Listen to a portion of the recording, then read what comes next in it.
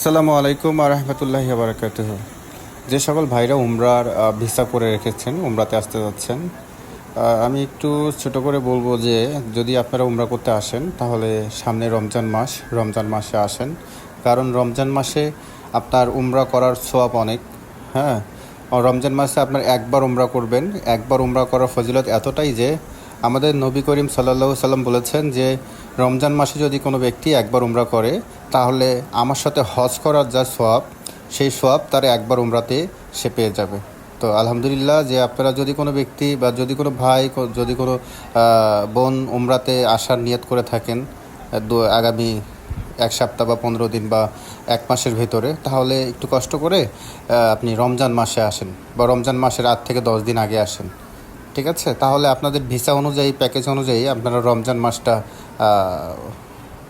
কয়েকবার উমরা করার সুযোগ পাবেন। তো সবাই ভালো